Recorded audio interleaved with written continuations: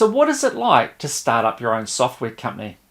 How about with no venture capital, just some seed funding from friends and family? Just how difficult or easy is it? Today we go inside a startup which is still early in its journey with Adrian Tobey. All right, Adrian, thank you so much for agreeing to come on board Insights into Success. I'm really interested to talk to you about your journey so far. So, what I would like to do to kick this off is invite you, firstly, just to introduce yourself, tell us what you're doing right now, and then we're going to go and take a bit of a journey back in time and work our way back and try and unpick how you've got to be where you are, what have been the challenges, what have been, I guess, the things that you've learnt, and where you think you're going to go in the future and what are going to be the keys for your success. So take us away. Tell us who you are, where you live, and what exactly you are doing it right now, because it's pretty interesting. Yeah, sure thing. First off, thanks for having me on the show. It's awesome to be here, especially all the way over in the other side of the world. Like literally, I think it's like a 12-hour time difference. Because I am in Niagara Falls, Ontario, in Canada, which is a bit of a plane ride to where you are. My name is Adrian. I am the CEO and founder of a WordPress plugin business called Groundhog, and we make essentially sales and marketing software for small businesses that use WordPress as their primary CMS. To put that into context that maybe more people will understand, it's basically an active campaign or like a HubSpot that you just install on your WordPress site. And we're doing fairly well with that at the moment. And at this point in time, we've just, we're on the tail end of some fairly significant product updates, which are a lot of our users are really happy about finally. And we're looking forward to the Black Friday season and putting together our strategy. We're a little bit late on the strategy for that, but we're putting that together at the moment and seeing how we can support people through Black Friday. Now, tell me, in terms of website construction, do you have any feel for what the percentage would be of people that choose WordPress? Well, I don't have to guess because it's a very well-known metric and one tracked by several Web3 agencies like BuiltWith and whoever. And I think the current stats, something around 38 or 39% of the top 10 million. So that's their metric, is the top 10 million sites based on traffic ranked by Alexa, which is Amazon's service or whatever, or Google search. So 39% of the top 10 million sites based on traffic or WordPress. So that gives you a pretty decent metric. It is larger than all of the other sort of CMS options combined. Right. And then the difference is people doing custom stuff. Right. And how long have you been in this business? How long since you started it or created it? So Groundhog is a 2018 venture. So at the end of 2018, I dropped out of university and went into just running this software business full time. I got a friends and family loan, as many startup small businesses do, and then bootstrapped it from there. Right. Okay. Well, I want to talk about that further, but I want to firstly go back in time and ask you just to kind of give us a bit of a feel for like where you were born and grew up and what your childhood looked like, because we want to get a bit of a sense of to what extent that might have predicted where you are now. So take it away. So it pretty much starts with my dad and my mom. So my dad used to be a Juno-nominated jazz pianist. Wow. And he toured all over the world, did 9 critically acclaimed jazz albums. But the thing about jazz musicians is that you're only really rich when you're dead, with the exception of maybe Kenny G. Right. But it's a bit like a lot of artists, a lot of painters, and that their works of art are only worth a lot of money once they die. It's a tough go. Jazz is musicians' music, right? And the thing about musicians is that, unless you make it, you're not really spending or making big bucks. So even after doing incredibly well for himself in terms of like musical ability and tours and concerts and all of these things, at the end of the day, the pocketbook was feeling a little bit light. And that is until he signed a record contract with, I believe it's Arcadia Music, with their jazz specific label in August, I think, of 2001.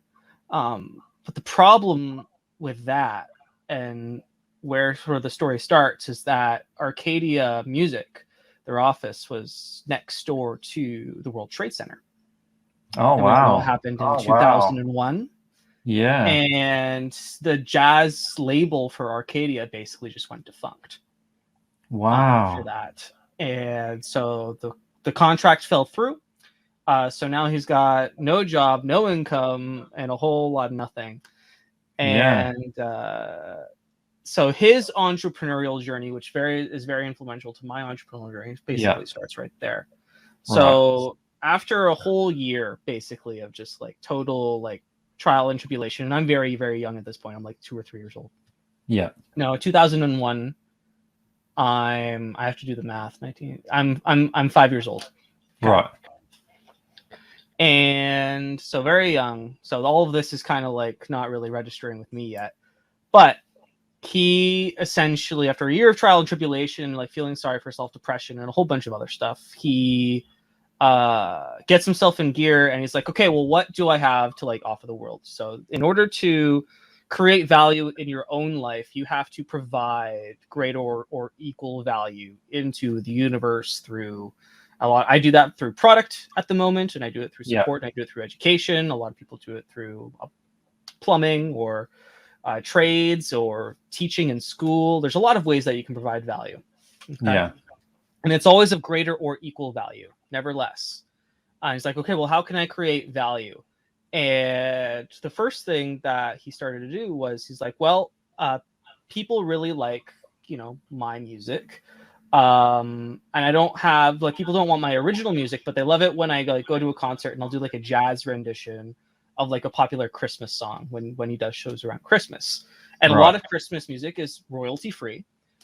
So he basically did jazz versions of royalty-free Christmas music and then threw that up on a website using a software called Xcart, like the very, very early days of e-commerce. So do you remember Xcart? No, I don't. No. It predates like WooCommerce by like a decade. Right. Okay. Right. So, and at that point, like the Google search algorithm, and Google was really young at this point too. Yeah. The algorithm was was in its infancy, and in order to rank on the first page of Google, you basically needed to have like a backlink on some like random location, and keyword stuff, your title, your URL, your description, whatnot. That doesn't work anymore, but it used to. Yeah. And so my dad learned all this through forums and just trial and error. And at one point, if you searched for piano sheet music online or something like that, paultoby.com, which is his website where he sold his sheet music, was number one around the world. Wow. There was no location-based search. There was no none of that going on. There was no info cards, no local businesses. It was just like who could game the search engine the best. And my dad did online sheet music. And I think the visibility was getting something like north of like 30 or 40,000 unique visitors a month, something like that. Just incredible. Yeah. And but the flip side of that was that he was only charging like $3, $4, $7 for sheet music. So that didn't exactly translate into like lots and lots and lots of money. Yeah. So that then spiraled into him reading some marketing books and like, well, this business thing might have like some sort of like foothold, right? Or this, this something's happening here. Like I just need to learn like how do I actually make money doing this? Yeah. And an Australian marketer, what's his name? I can't remember off the top of my head, but he called a guy in Australia because he had read his book. And the guy picked up at like 3 in the morning. It's like, it's 3 in the morning, call me back. But he did. He's like, well, you're never going to make money selling a $7 product, right? Like, that's not how businesses make billions and billions and billions of dollars. Not that we're making billions of dollars. That'd be nice. We're working towards that. But, you know, like, you'll go a lot farther if you can sell a $200 product to 100 people rather than a $2 product to 2,000 people, right? So he's like, okay, well, what sort of like $200 product, or at least, you know, more expensive product can I make? And that turned into him recording video lessons, teaching people how to play jazz piano. And this is also pre-YouTube. So he actually hired a recording crew with the money he made from selling sheet music. He hired a crew to record like a 9 DVD set, complete with like angles of the keyboard and everything, and like an instructional video set, which he would then ship to people to teach them how to play jazz piano. He set up a like pre-sale list, and he got 3,000 people on the list. And over the course of a couple days, when it was finally ready and launched it while I was at a Tony Robbins concert, that turned into something like $25,000 within a day, which is like the most money that my dad at this point in his life had ever seen, ever. Incredible.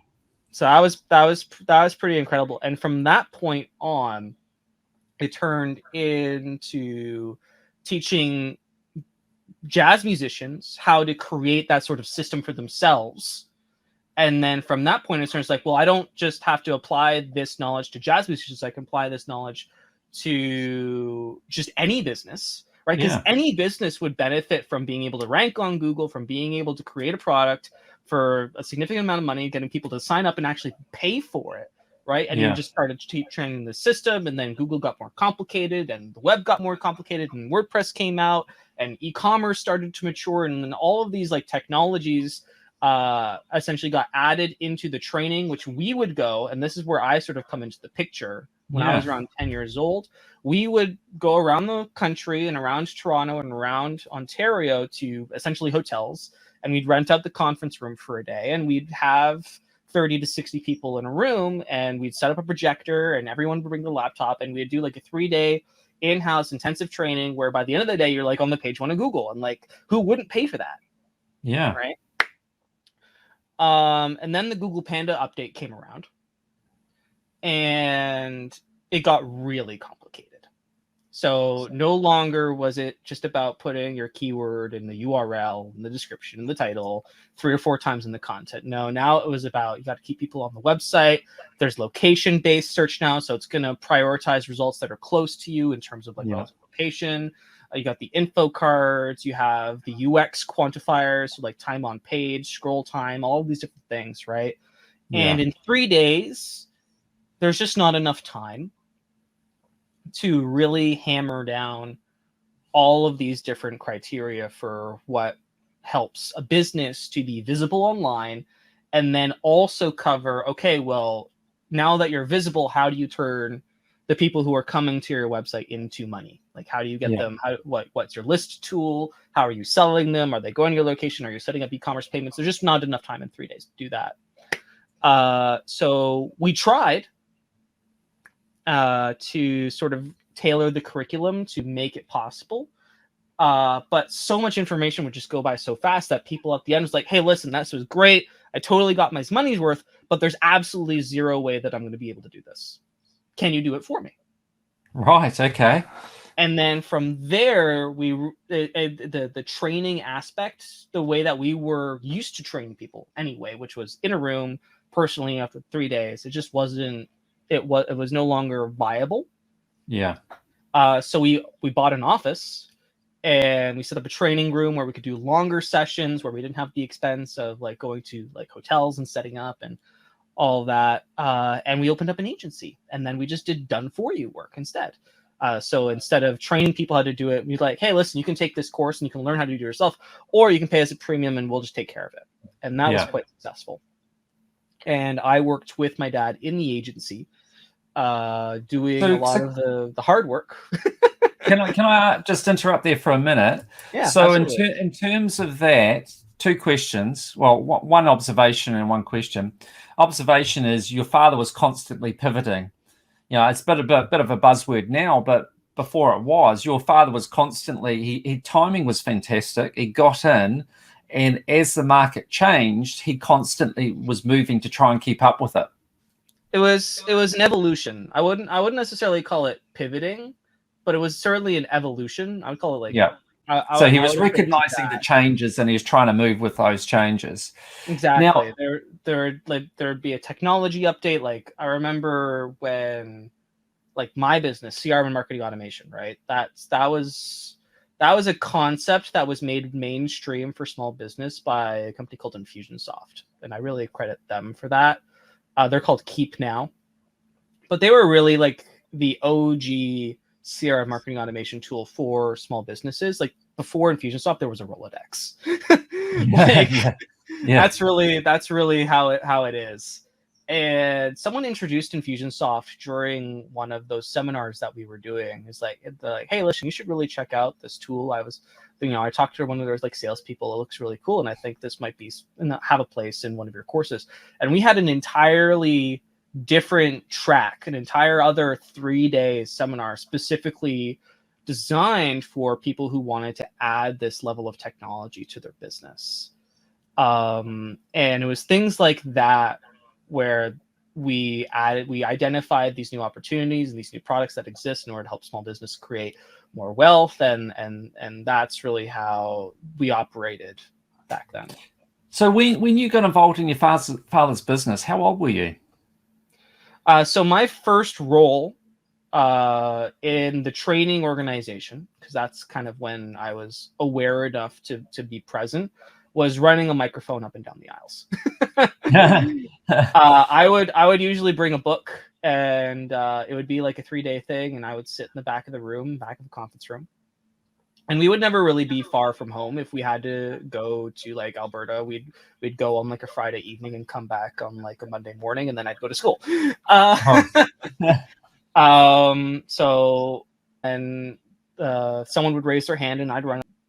Someone would raise their hand, and I'd run up to them and give them the mic. I'd stand next to them, wait for them to be done with the mic. I'd take the mic back, run back until the next person had the next question. And then there'd usually be workbooks. I would hand out the workbooks. And then I was doing setup and that, and a little bit bigger, a little bit stronger. I was loading the car, unloading the car.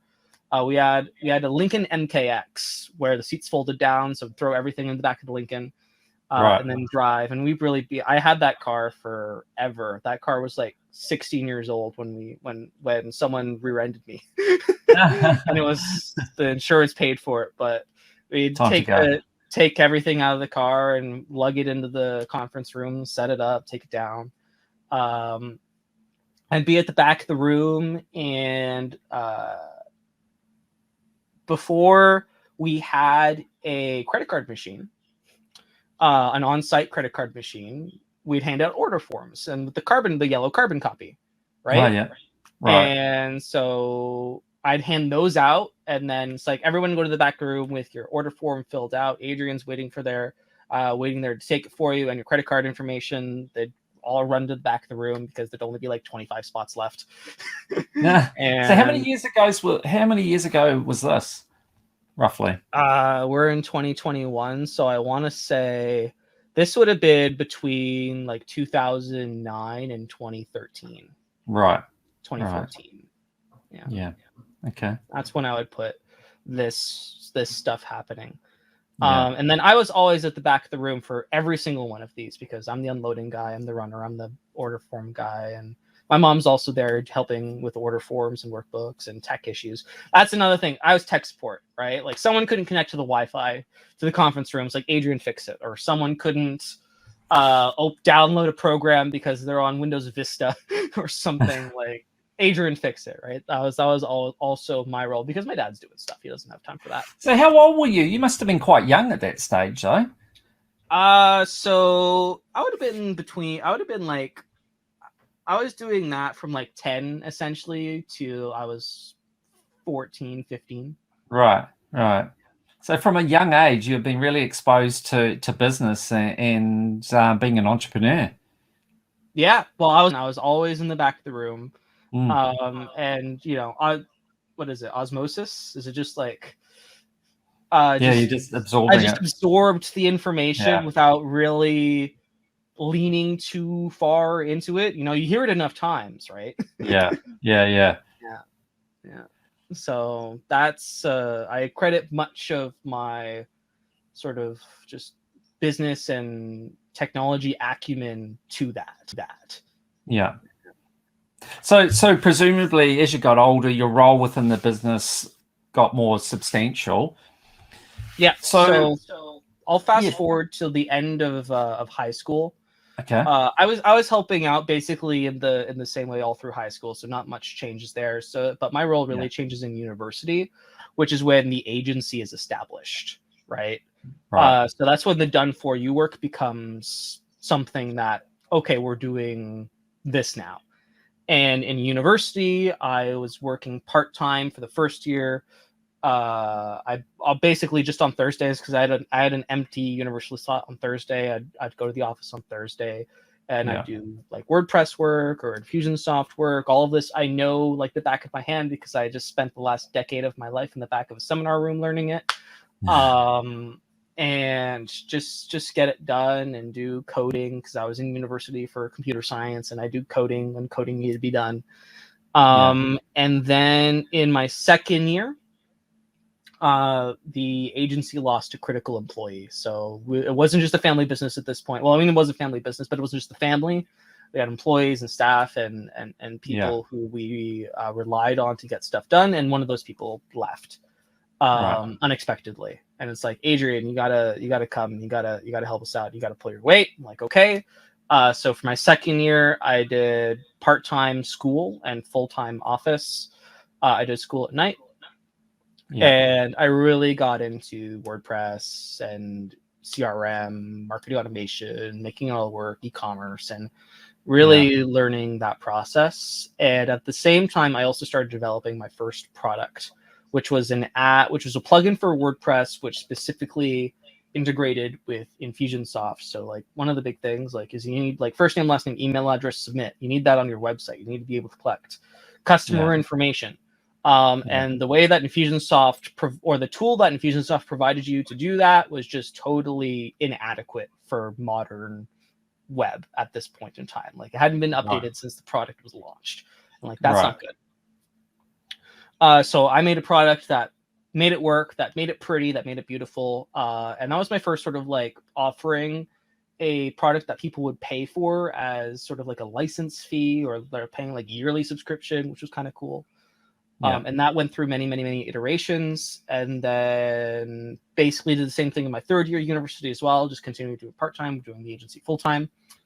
And during that year, I started to work more on Formlift, which is what my product was called, than studying for my courses, which ended up in me failing my first course ever in my entire education career. I'm usually like an A student. Like I got like my average like in first year was like a I mean not a 4.0, but like a 3.6 or like a 3.7, which is like above average.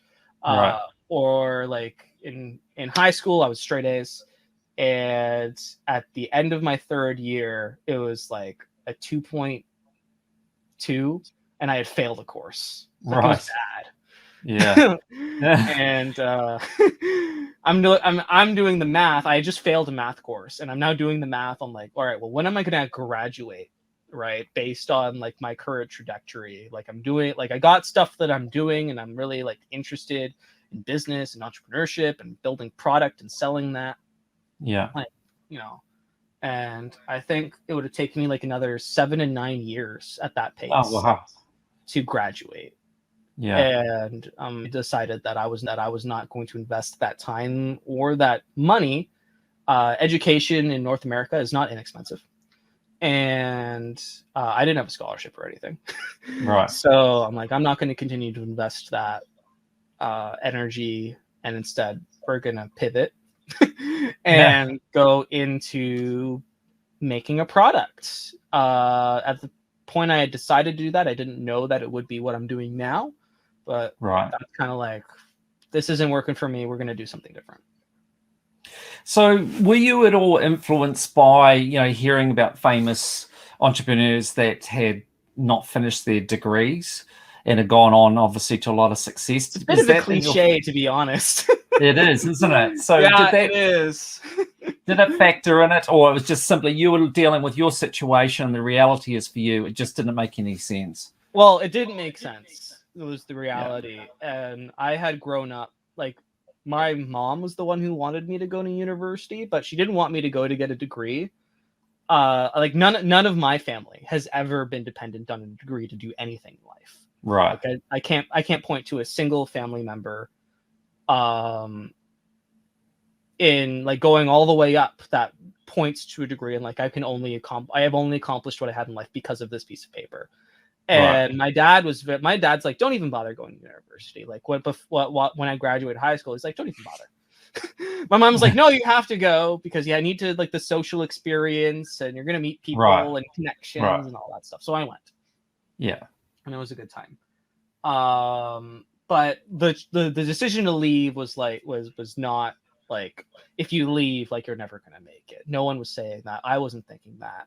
No. And it's like most people who graduate university these days with a degree end up in a field 3 times removed from where they started. Yeah, right?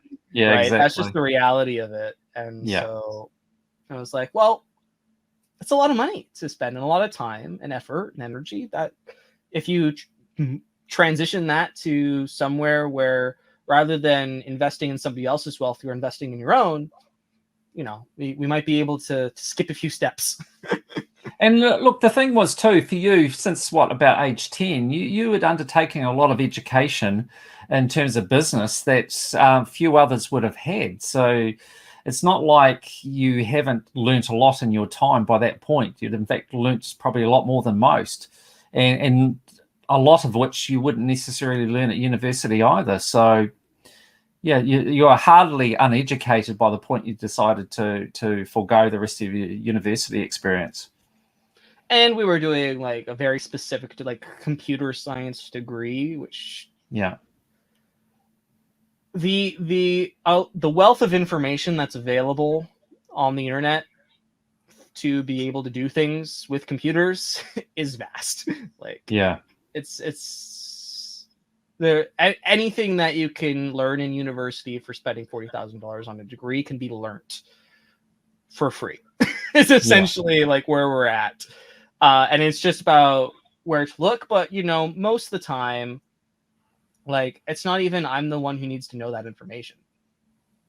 Right? I can pay someone. And this is where, like, the business and the entrepreneurship mentality comes in. It's like, I don't need to be the one who knows that information. There is someone out there who needs a job who has that information or needs a gig or whatever that can be paid to do that. Yeah. Right. And that's also what I'm thinking. And I'm like, do I need to know all these specialized skills, or do I need to have the vision? Do I need to know the marketing? Do I need to, be the captain of like this group of people to make a product, make a vision, make it profitable, etc., etc., etc. Yeah. Like one thing, like as an example, is that I'm totally just terrible with math, and that's not great for taxes, right? Like, not ideal, no. No, and so it's like we gotta get a bookkeeper, right? Like they're gonna be the ones who's gonna make sure that when tax season comes, like you're good. Like I got a call from our CRA the other day, and they're like, "Why did you report like why is your HST return not 13% of your total income?" It's like, well, because we and I'm like, well, refer to my bookkeeper. My bookkeeper's like, because we export like 99% of our sales, right? So anyway, if as an entrepreneur you have the ability to source talent for skills that you may not have, and those people went to university, so there you go. So can I ask you a question there? Because in my opinion, a lot of businesses don't go to any grand scale because they don't take this on board. But if you had chosen to do everything yourself, as a lot of small business people do. Don't get me wrong, I do a ton of stuff Yeah. Oh, by absolutely. myself. Yeah. Absolutely. So There's not no, denying, I'm not saying that I have like, I just get to sit back and like put your feet not on the deal with it. table and I still do like 50% of the work that gets done like in my organ. And that's just, I think that's true for any founder and of yeah. any small business, right? We're a small business. We're not a Fortune 500 company. And I think that for any small business, like as the founder and as like, as your baby, you're still going to do the majority of the work. But it becomes at a point impossible to do all of it, right? Which is Yeah. where you supplement your own abilities with other people. And I think that's where a lot of businesses fail to grow, is because they don't recognize that fact and then make that change. They find it hard to let go and want to do everything themselves. But if you are going to grow as a business, at some point you've got to recognize, to do that you need to bring in other people, and then you need to let go, and that other people potentially will be more skilled than you are in certain fields, and that you'll be better served to have them in those fields as opposed to yourself, because you can't be an expert in everything, can you? And no, you cannot. And you know what I am not an expert in is HR. HR is hard. Yeah, Human that's hard. resources is difficult. Yeah. And leading people is not easy. And No, keeping it's them not. focused and keeping them on task and ensuring that the results that you expect are the results that are given Yeah. is to the nth degree even more difficult.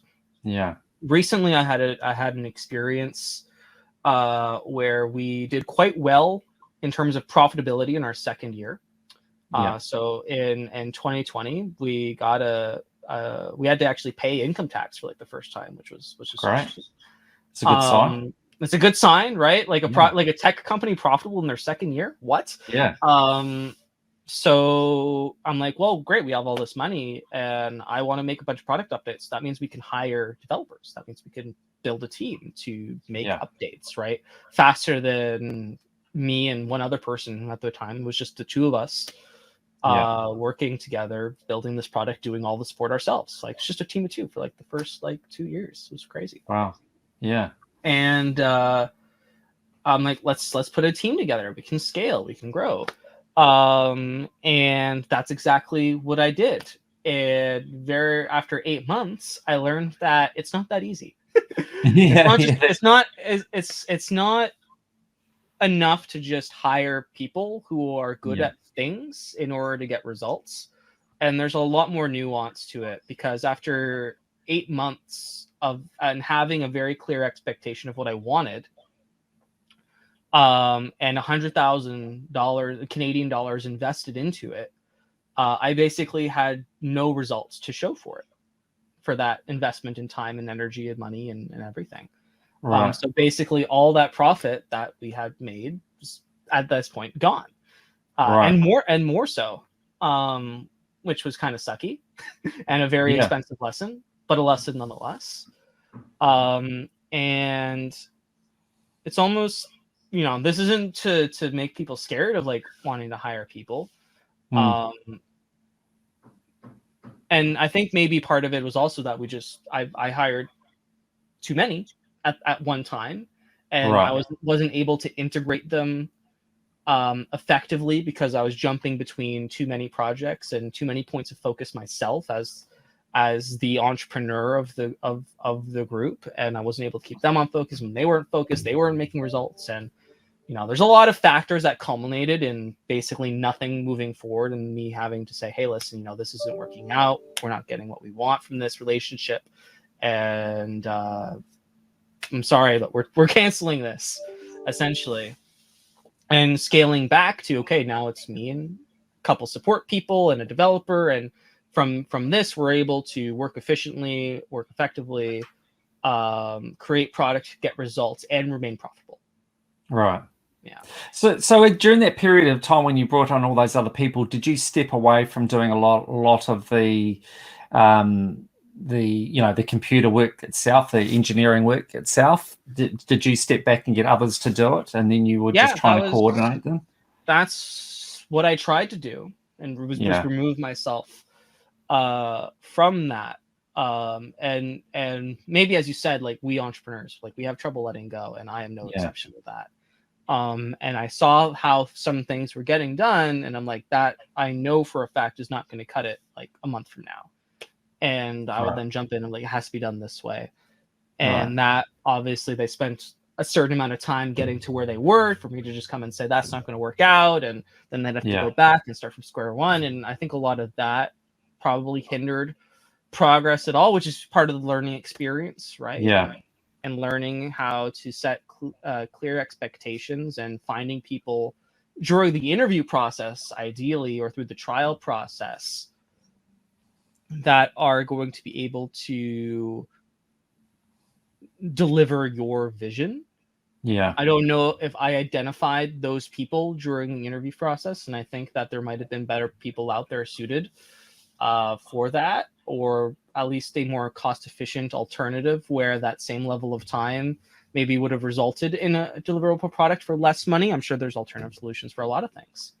And do you feel that if you were to have that time again and progressively brought people on as opposed to bringing on a number sort of quite quickly, do you think that that may have also helped you to bed each person in progressively and ensure that they knew exactly what was expected and to sort of follow with your vision? I think so. I do. I think, and you see this in like Silicon Valley tech startups all the time. It's like they get a nice big funding round and they hire like a dozen people. And it's like, well, what are those dozen people doing? Like, I don't know. Right. And I think consciously, like thinking about it consciously and not just assuming that more people means more work or more product or more progress. It's way, I think, more valuable to properly train and integrate someone. Like one person properly trained and integrated with clear expectations is going to be way more productive than 10 people without that information. Right. And absolutely. Me as a leader failed to, I think, properly go through that process with the people that we hired. Which was, in the end result, cost the business a lot of money and a lot of time and a lot of good faith. So taking us back, because we haven't addressed this issue, how did you come upon the idea? How did this all come about? And tell us exactly what it is too that you're doing. So I just want to clarify for anyone listening at this point, like, we're good now.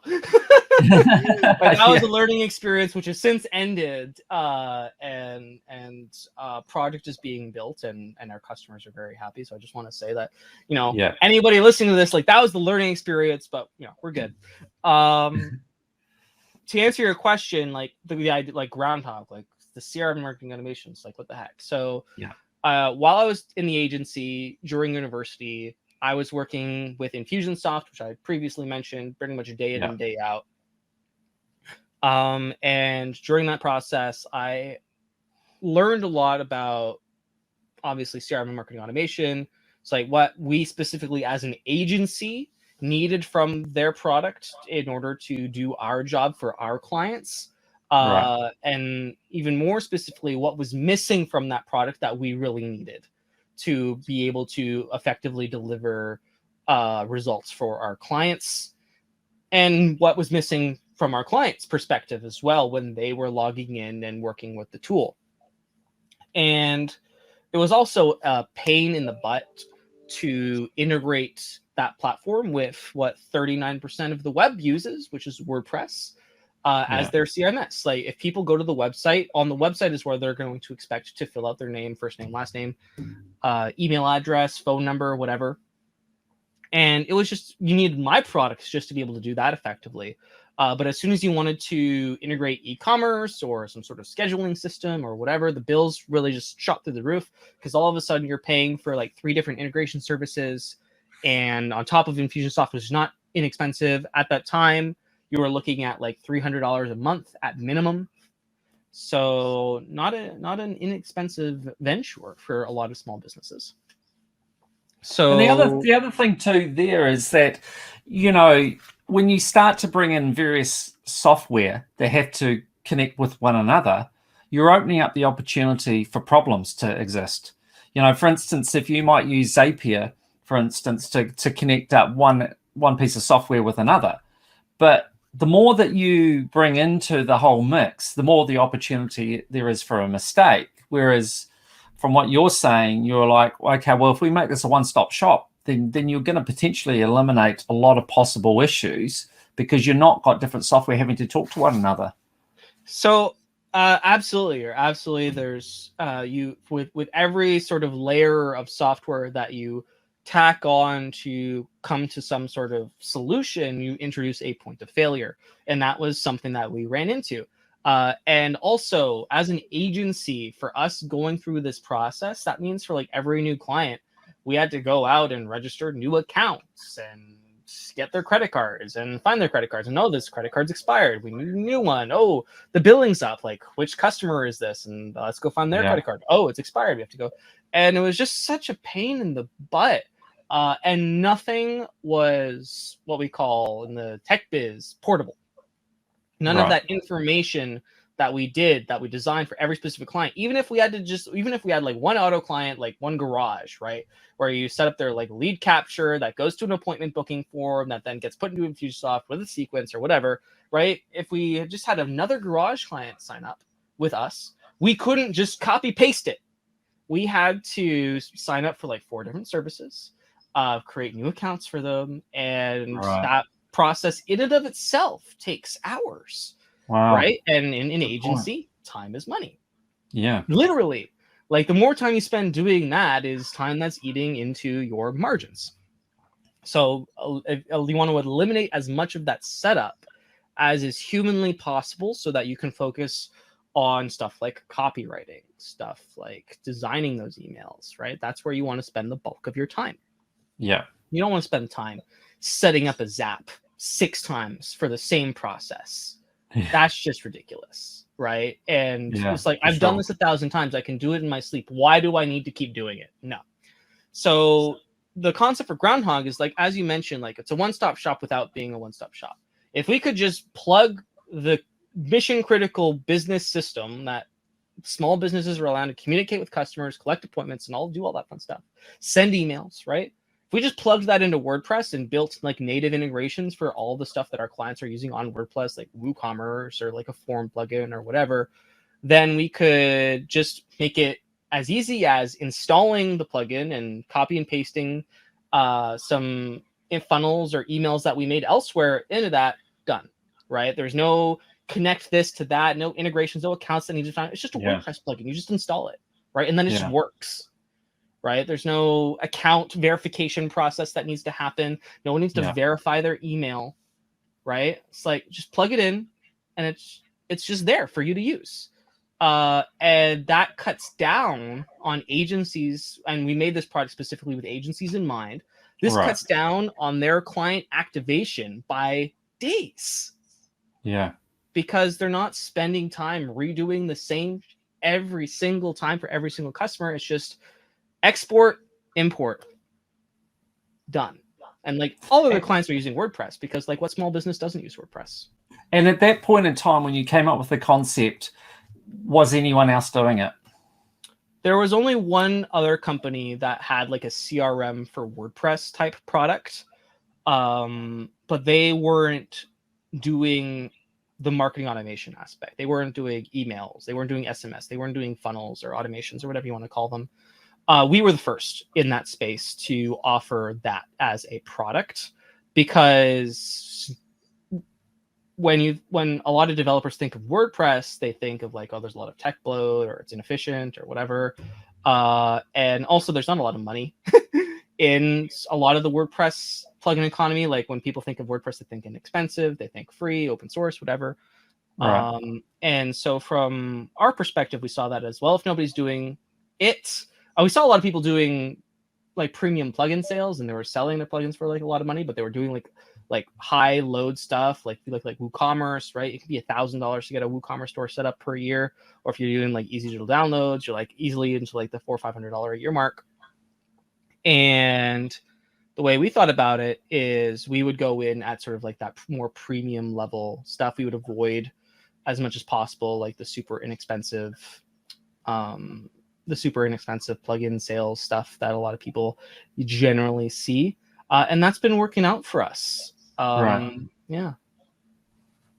Does So, that answer your okay. question? I forget what the exact question. Yeah, no, absolutely. No, I wanted to understand where it came from, and at what point, at that point, what extent you had competition. Now, what about now? So we're a couple of years down the track, 2 or 3 years down the track. What's the market looking like now for competitors? Oh, there's a lot more.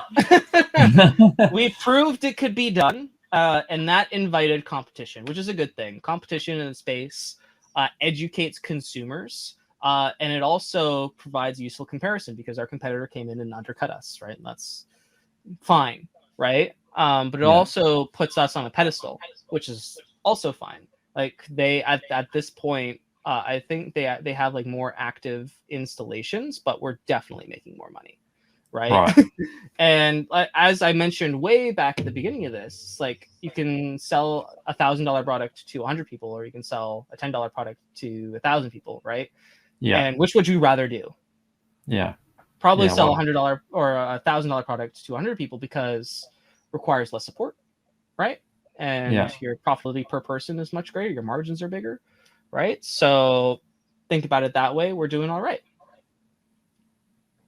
And for you though, what's the key for you to be able to sustain that higher price? What are people expecting in order to pay that premium? So number one, we are in sort of like we are in the premium price point for WordPress plugins. For like our whole suite, like all inclusive, starts at $480 a year. And your average WordPress plugin is probably $300 or less. So we're a little bit higher than that. And then for like the full blown like agency level package, which we sell to agencies, it's $960 a year. So almost $1,000, right? But when you put that in perspective for our like closest competitor, which I would still consider like the SaaS market versus like the other WordPress competitors that came out, I'd still probably compare us directly to the SaaS. With Infusionsoft, you're starting at $150 a month, right? So you're already $1,000 a year. Your Active Campaign, you're at $2,000 a year. I know someone whose Active Campaign bill is $500 a month. Wow. Right. That's a lot of money. And HubSpot, for the equivalent setup, for the equivalent plan that you would get with us for HubSpot, you're starting at $1,000 a month. Yeah, HubSpot's expensive. You're starting at $1,000 for 500 people on your list, right? And that's just ridiculously expensive for a small business. It is. The main differentiator that we have in terms of pricing is that we offer basically a flat rate compared to the SaaS people.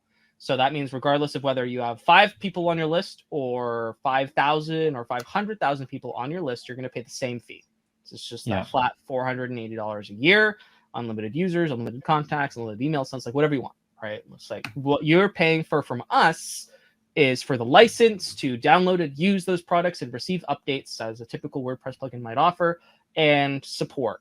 And when people spend that money with us in the premium end of the WordPress plugin, the expectation for support is exemplary. We have like, I think 101 currently 5-star reviews on our WordPress listing, which is an incredibly high ratio to customers that we have. Yeah. And all of those mention our support process and the fact that we get their problems solved and we go above and beyond, right? And I think that's part of the expectation of charging on the premium end of WordPress plugins, that the support better back up the product, right? Yeah. And then the product also does what we promise it's going to do, right? We deliver, which is important, right? We deliver a solid product that is, for the most part, bug-free and problem-free. It's a tech product.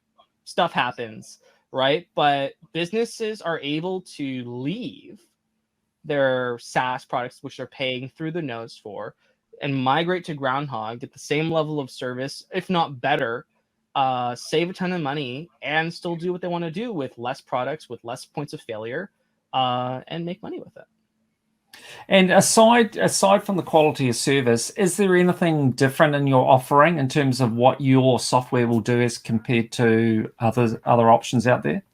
So we do have like we have a features page which we made, which has basically everything laid out, and a couple of the features that we have like exclusive badges, like you can only get this with us, which is kind of nifty. So I'll share a couple of those. I think the biggest exclusive thing that you're going to get with us that you're never going to get with any other provider is the fact that it's an open source product, which means, and we have a bunch of integration points where developers can come in and they can customize it to their heart's content.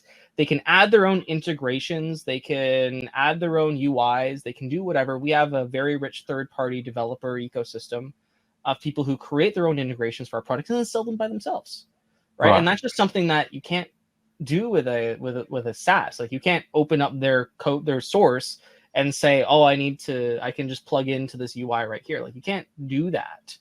And so if your business process requires like a level of customization that you can't get with anybody else, guess what? You can get that with Groundhog. Right. And that's one of the beautiful things about it. Is that just incredible level of customizability, which gets auto-corrected every time I write it into a Google Doc. So far, well, no, actually, before I go on to the next question, so in terms of funding, you mentioned that you got family funding. Is that sustained you, or have you had to go out and get venture capital at all at any point in time so far? Venture capital, I'm sure works for a lot of businesses. It was never something that I wanted nor relied on. The friends and family was enough in order to get to a point where we were making money. We were making money in year one. We weren't profitable, but we were making money, which is good. We were profitable in year two. And so paid the loan back. And so the only other money so the only other money we got was that at the beginning of COVID, the Canadian government offered essentially a $40,000 loan to every small business in Canada that was suffering as a result of COVID. And the only thing you had to do to prove that you were suffering was prove a like revenue loss between like a couple of months. And pretty much every single business in the country took that loan. And we did too. Because at the end of and also because 10,000 of it was forgivable. So you only had to pay 30,000 back, and you only had to do it starting 2022. And I'm like, no brainer. Yeah, absolutely. We'll take the money. Like, we'll take it for 10 grand. Like, why not? So that's the only other money that we took. We didn't need it, but I'm like, I'm not going to say no to $10,000, right? Yeah. So, I'm pretty sure every other small business in Canada did that. Yeah, absolutely. Understandable. So far, it's been self-funding. You got through the initial requirement with seed capital from family, and then you've been able to, did you say repay it? And then you're sustaining yourself at this point. Yeah, we have customers. You know, we're a small business. We have customers. We make money. We pay bills. We pay employees. We invest in product, which then in turns bring more customers in. And it's a self-fulfilling prophecy. Yeah. That's good. And so far, what have been your challenges? You've touched on recruiting people. Have you had other challenges? And if so, what have they been? One of the early challenges, there's always the reach challenge, right? Every small business is like, I need more customers, right? That's the constant challenge, right? In order to grow, you need more people. And then where do you find those people, and what kind of what strategies you use? But that's a whole rabbit hole that I think deserves like probably a whole other hour. So one that I can share quickly is back in the early days, back in year one, I mentioned that we decided that we were going to be at that premium level of pricing for a WordPress plugin. That was a decision that was made at the end of year one, not at the beginning of year one. So I'll go a little bit into depth into that. My original concept, or my original pricing strategy, was a strategy that most naive entrepreneurs make, is that they are going to undercut everybody and then achieve profitability through the economics of scale. Right. Yeah. Sounds great in theory, doesn't it? Right. But there's a part of the equation that most small businesses that try this never reach, and that's scale. Yeah, that's right. Doesn't work without the scale. It doesn't work without the scale. So, without the scale, you're just selling a cheap product and not making any money. In year one, that $480 mark was closer to $199. And so we were selling like the whole kit and caboodle, something to rival even the most expensive of SaaS platforms for $200 a year. Wow. And with that came, and which is great value, which is, it's like a lot of people would take that deal all day long. But the problem with that price point was that it came with side effects that I wasn't aware of. One of the most prominent being that if you were to see a product that promised to solve the same problem that $1,000 a month HubSpot solves for $200 a year, what's your immediate perception of that product? Yeah. People will then think there's something wrong with it. Bullshit, right? Yeah. It's no way. Not right. It's not right. There's no way you can offer that. It's like either the support's crap, the product's crap, it's full of bugs, whatever. We hadn't at this point, we weren't around that long. We haven't manifested a lot of goodwill. We didn't have a ton of reviews. We were just starting, right? And that was a major hurdle.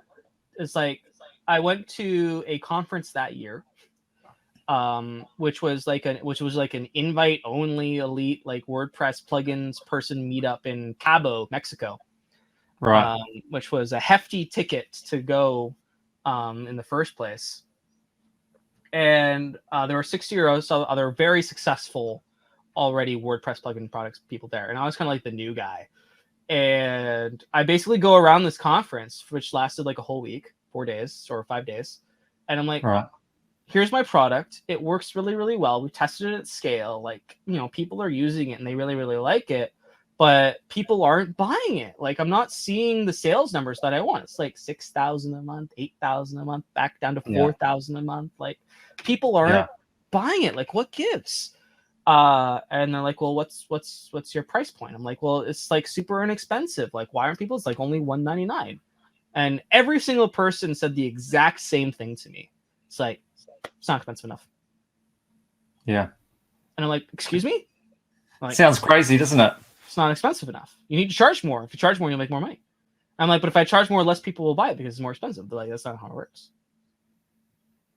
People, prospective buyers, spend money on solutions which are equivalent to the cost of their problem. So if you're, and I ran into this with one of my dad who still runs his agency, his customers, they were selling special glasses that aid people with certain like mental disabilities and like light training. It's very cool. And they were selling these glasses for $120, and they were wondering like, well, no, why is nobody buying it? It's like having like one of those like physical or mental disabilities is incredibly expensive in terms of like personal care and support and the special tooling or the devices that they need in order for these people, right? And they have an expectation of what it costs to support that.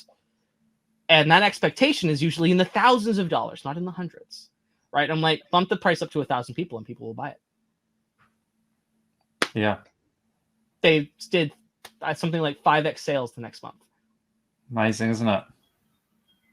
And so back in the first year, I came back from that conference and I'm like, okay, well, what's like still like a fair price that like people who are paying for, at the end of the day, what is a WordPress plugin going to pay for this, where they think that it's going to solve my problem and I have the money in my pocket in order to be able to shell out for it.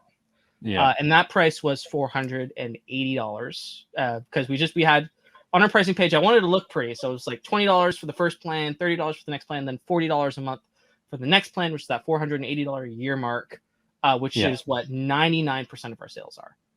Right. Yeah.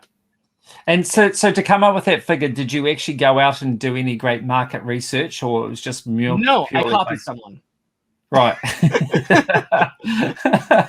I met a guy, Devin Walker, who is the co-founder of a product called GiveWP, which is the world's leading donations platform for WordPress. And he's like, we make tons of money. You should just copy our pricing model. And so I did. And it worked really well. So how quickly did you notice a change? Instantly. Right. Amazing. Yeah. It was month to month. I think that was the first month we broke 5 figures of sales. Right. Was immediately after that change, and then from there it's just been. Yeah. So going forward to now, how many staff do you have these days? At this point, we're lean and mean. It's me. We have a couple of support reps, and we have one other developer, and that's enough to grow and handle all of our clients. We have very in-depth support processes and documentation that covers like a lot of that stuff. We have lots of training, and we invest a lot in academy and in automation for handling a lot of stuff. And on the product side, I'm still me doing a lot of it, and another developer doing a lot of it, and yeah. And where do you see this changing? Like at what point and how long in the journey before you see it that you're going to be in a position where you're going to take on more staff and you're going to sort of step back again? Oh God, I don't know.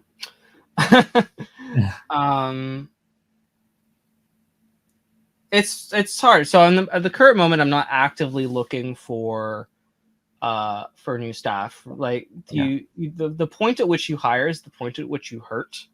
That's something that I learned through sort of the Basecamp process. We're familiar with the Basecamp product. One of their co-founders, I think it's David Hannemeyer Hansen, says that you don't hire until it hurts, right? And at this point, we're not hurting. And when you hire when it doesn't hurt, then what happens is you're not invested in that new employee's success because their success is not paramount to yours, right? And then that's what happens and then that feeds into what we talked about when I spent $100,000, got nothing out of it. Yeah. Right. And that creates a toxic working relationship and so on and so forth. So we'll hire when we need to. Yeah. Which isn't right now. Like updates are getting shipped, customers are happy, we have lots of good reviews, we're profitable, right? At the point at which it hurts, we will reinvestigate that. So at the moment, you've got capacity to grow a bit more without having the need to take on more people. Exactly. Yeah. Now, one of the things I really love about your story, though, is so much you hear in the media, and that is about people going and getting venture capital. And like you touched on before, they might end up in Silicon Valley or that, and they get a whole bunch of money and they go out and they just employ a whole bunch of people, which all sounds fantastic, doesn't it? We'll suddenly, go from, 1 or 2 people to we've got 100 people. But if that's not managed right, you can burn through an awful lot of money and not have a lot to show for it.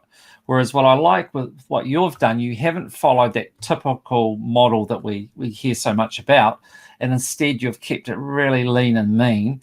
And you've been able to successfully make yourself profitable within a very short space of time, which you don't hear too many of those stories. So I think it's great to hear a different perspective and to see that you're doing it in a different way and doing it well, doing it successfully.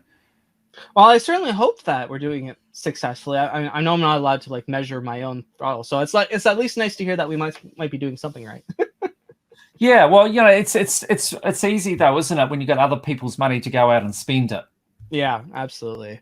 That you don't see a lot of that in sort of the WordPress space, which is mainly where we operate. There's not a whole lot of venture capital money being thrown around. If there is, it's usually in the hundreds of thousands of dollars. Yeah. And the percentages of which people are taking for that are exorbitant.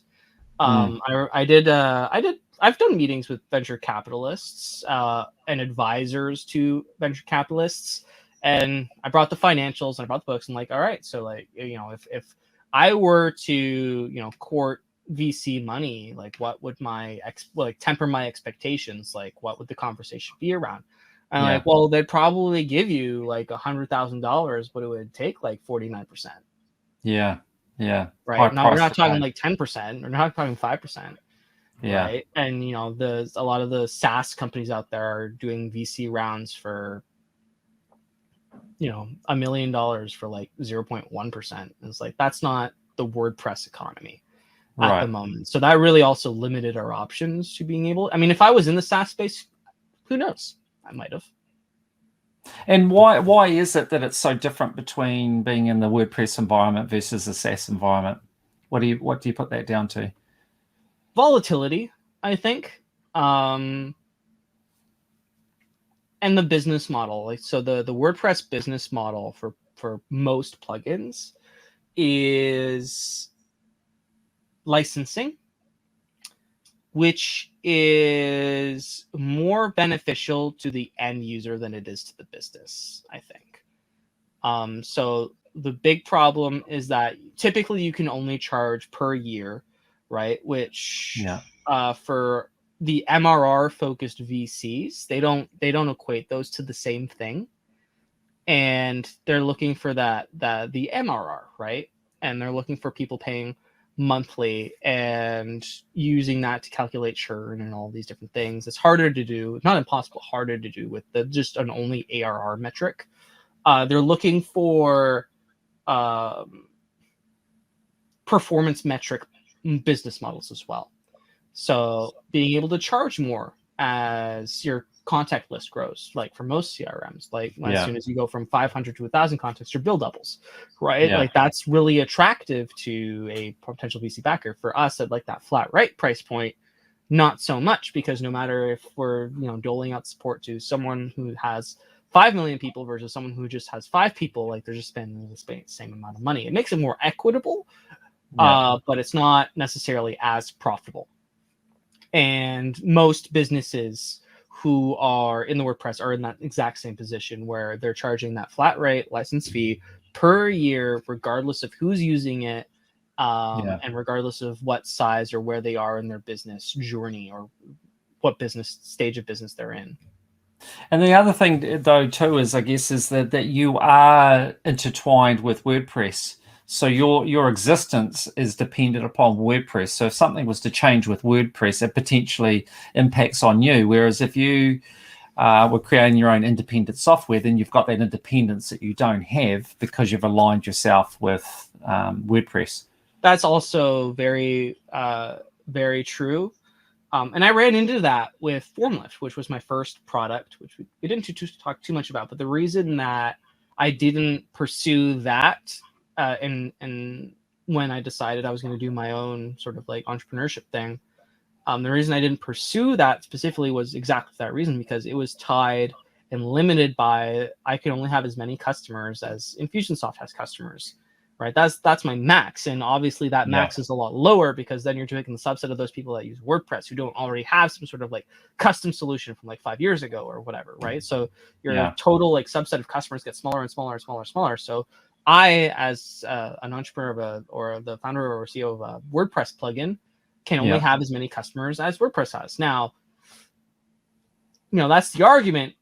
39% of the top 10 million websites in the world use WordPress. So it's not like we're struggling, and it's not like there's a small subset of customers to choose from. Right. There are a number of WordPress businesses that are doing millions upon millions of dollars a year in annual revenue from the WordPress plugin licensing model, like Awesome Motive or Sandhills Dev or Saturday Drive. Like all of those sort of like conglomerate WordPress plugin companies are doing gangbusters, right? But they're not doing as much as a typical SaaS. And I think that's sort of the limiting factor when it comes to VCs entering the space. That being said, they are happy to invest in Automatic, which is the sort of like granddaddy of like everybody, because Automatic is the parent company of WordPress.com, which owns the WordPress trademark. And controls the open source project as well. Sure. So based on your experience, what do you think are the key qualities that people need to possess in order to be successful entrepreneurs? I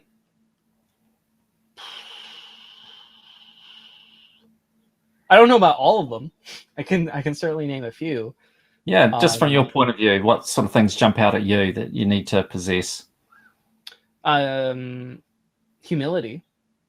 which is one, which I personally struggle with. And why do you say you need that, and why do you struggle with that?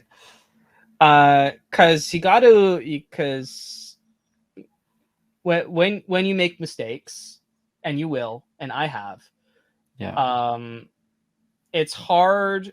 Your ego makes it difficult to accept that, and rather than say I made a mistake and I need to scale back, or I need to change something and do something different, Yeah. a lot of people force it, and that ends up a disaster.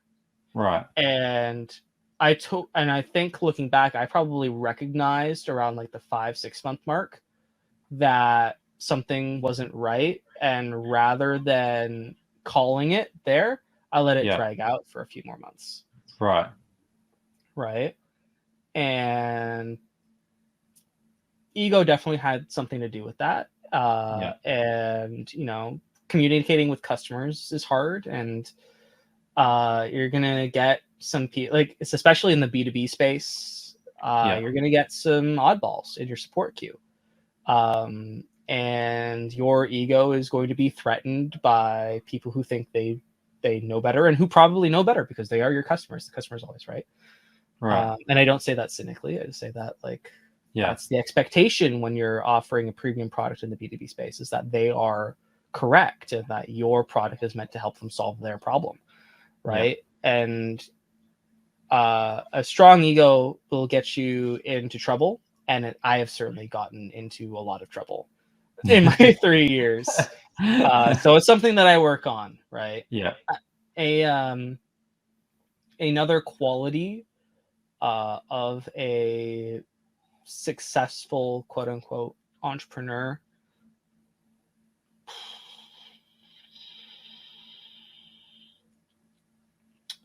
I spend every single day with entrepreneurs. Every single day. They're in my support queue, they're in my Facebook groups, they're in my inbox, they're on Twitter, and I am the one that they all come to solve their customer communication problems. And I think from working with all of them, and from seeing how all of them operate, the sort of universal thing that ties the successful ones to the unsuccessful ones, is their ability to accept risk. And the ones who are ready to sort of invest in the experience, even if the outcome isn't what they wanted, are the ones that end up doing the most, both in terms of providing value to their audiences, but also in terms of receiving value in the form of money, or fame, or whatever.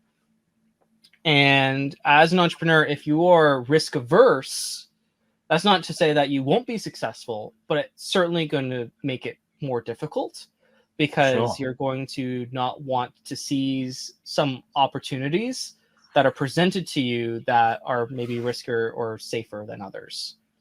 And the last one risk aversion in that one, that's pretty common. I don't think I'm sharing anything that's sort of like, right, or like, that's not necessarily mind-blowing. But one that's less talked about is perfectionism. And in entrepreneurship, every single day I come across a business owner who's so ingrained into the technology, or into the style or design of some aspect of their business, whether it's our product and making sure that that email is written just right, or that the funnel is created just right, or that the landing page is designed just right, or whatever, that they spend so much time involved with that, with the design aspect or the technology aspect, that they lose focus of what they were trying to accomplish in the first place. And that's so common, and I see it all the time in like the course creator community, which are closely aligned with. People will spend all of their time creating a video or a course or a YouTube series or whatever, and they'll re-record the same video 16 times, which I'm totally guilty of, right? Like, guilty as charged. But they don't know when to stop, and they don't know when to call good enough is good enough. Right? We can perfect it later, but we have to put this in front of someone who's going to pay for it. Right? And a lot of businesses fail before they get to that point. Yeah. We Very good have point. probably like a 40% churn rate after 12 months, and 90% of that is project failure. That's not a result of they didn't like the software. It's not a result of whatever. We have a survey for this. We know the stats. 90% of that is that they never made money. The project never off the ground. They ran out of money, whatever, right? And that's the reality of it. And a lot of it is just because they don't know when to call it and say, good enough's good enough. Let's put this in front of somebody who's going to pay for it so I can pay my bills, to pay my groundhog bill, right? So I can pay for this next year. Yeah. Right. So as an entrepreneur, being able to identify that point to where something is good enough is what separates people who are shakers and movers from people who spend way too long and run out of money. When we launched Groundhog in 2018, it was good enough, right?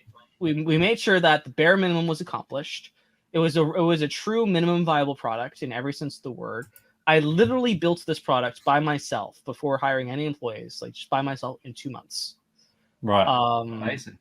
And it's evolved. It's gone through like 3 different major rewrites since then, right? But I didn't do those rewrites back in 2018. No. I did them as we were making money and as we were hiring people and all of these different stuff and going through the business journey. Yeah. And if you're like building a course or you're writing a landing page, guess what? You can always go back and change it later. Yeah. Right. But today you need to put money in the bank so you can put food on the table. Right. Yeah. And that's really it. And I think that is the biggest differentiation in entrepreneurs that I work with. Yeah. That separates them from either being like shakers and movers or just spending money on software. Yeah. And I think that's a really, really important point. And I think there's lots of examples, as you have alluded to, out there of people that get so hung up in getting it perfect that they never actually get it done. And you've got to just get out there and get going. And then you can always, as you say, refine over time. But if you are waiting for perfection, then you may never achieve it. Yeah. And that's what it is. Yeah. Okay, just to wrap this up, what do you see are the keys for you going forward for you to bring yourself even more success than what you already have with your business? What are the things that you need to focus on going forward, do you think? Oh, there's lots, probably.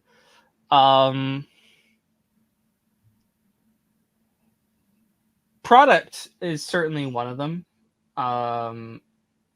And in order to achieve the level of product that I personally want in order to help our customers be more successful than they are at the moment and make their lives easier, HR is definitely just one of those skills that I have yet to not necessarily master, but even be like remotely like competent.